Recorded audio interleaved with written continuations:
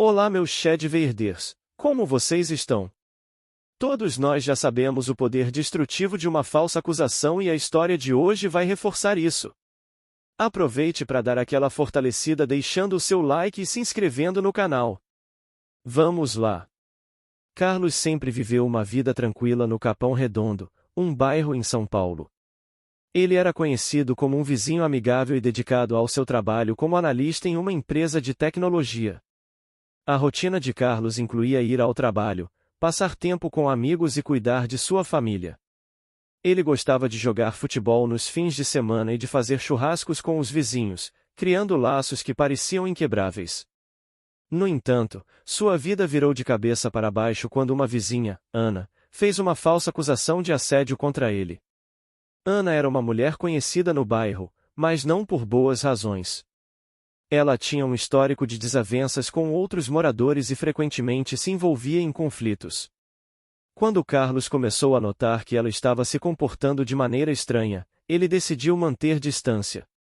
Isso, porém, despertou a ira de Ana, que decidiu retaliar. Ela alegou que Carlos havia feito comentários inapropriados e a perseguido, e a situação rapidamente saiu do controle. Os rumores se espalharam como fogo em palha seca. Sem ouvir a versão de Carlos, os moradores do bairro ficaram furiosos. Eles se uniram em um clamor por justiça, mas a justiça deles não incluía ouvir o que Carlos tinha a dizer. Em questão de dias, seu carro foi vandalizado. Ele chegou em casa uma noite e encontrou os pneus furados e risquinhos na lataria.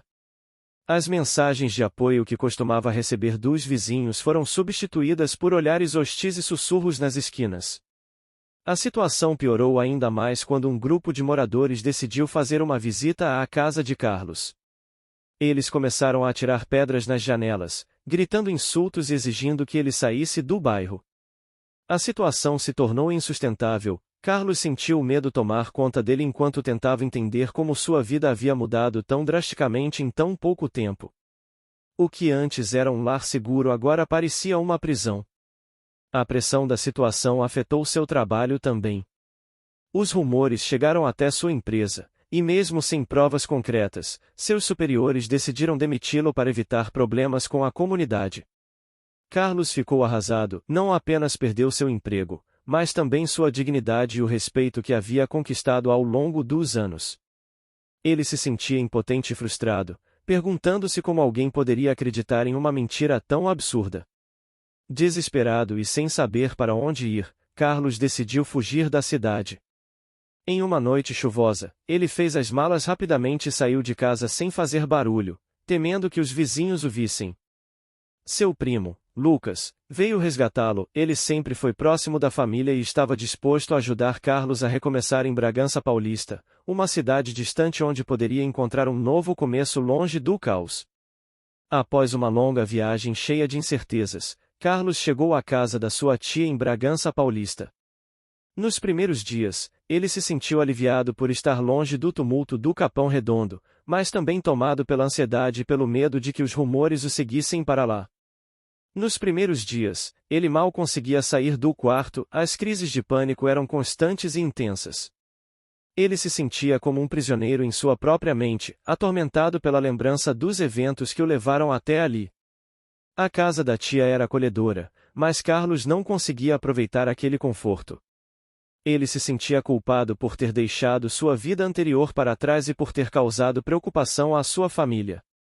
Sua tia tentava encorajá-lo a sair e conhecer novas pessoas na cidade, mas cada vez que ela mencionava isso, ele sentia um nó na garganta e preferia se esconder sob as cobertas. O tempo passou lentamente enquanto Carlos tentava se adaptar à nova vida. Ele evitava interações sociais sempre que podia e se isolava cada vez mais. Sua tia fazia o possível para distraí-lo, preparava refeições deliciosas e tentava conversar sobre assuntos leves, mas nada parecia funcionar. A solidão o consumia. Ele passava horas olhando pela janela, perdido em pensamentos sombrios sobre o passado. Foi só após 8 meses vivendo sob o mesmo teto que Carlos conseguiu coletar provas suficientes para comprovar sua inocência. Ele conseguiu reunir mensagens trocadas com Ana que mostravam claramente que ela estava mentindo sobre os eventos. Com a ajuda de Lucas, ele finalmente teve coragem de entrar em contato com um advogado para ajudá-lo a lidar com a situação legal.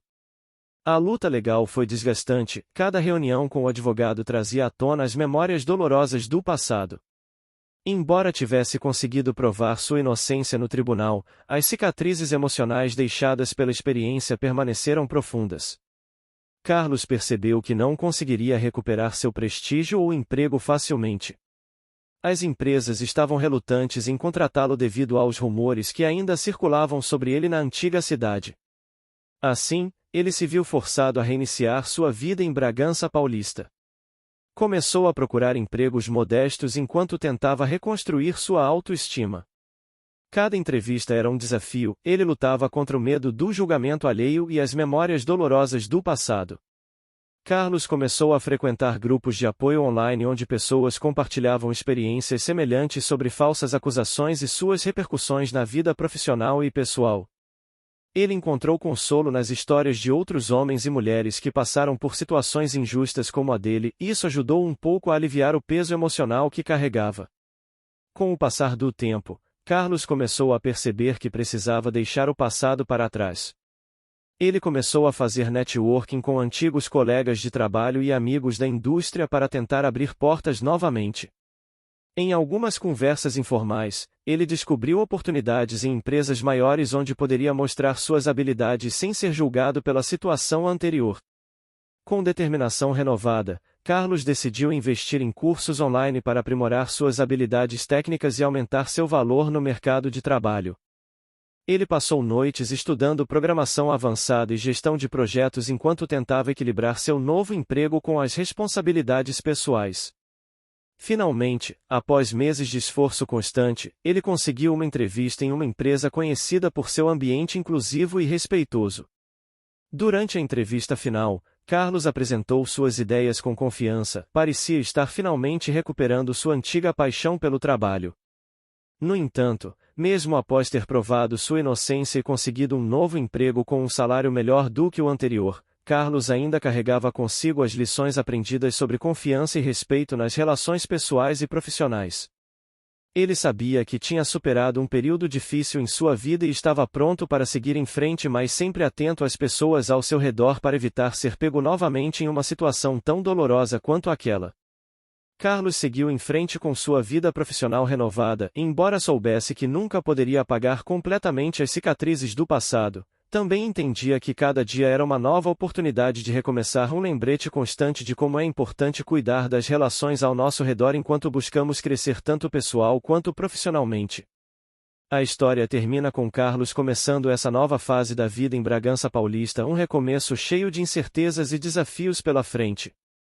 Ele estava determinado a lutar por uma vida melhor, mas as sombras do passado ainda o acompanhavam enquanto tentava encontrar seu lugar no mundo novamente. A luta estava longe de acabar, cada dia era uma batalha entre o desejo de seguir em frente e as lembranças dolorosas do que havia deixado para trás. O que achou desse relato? Comente aqui embaixo e se inscreva no canal.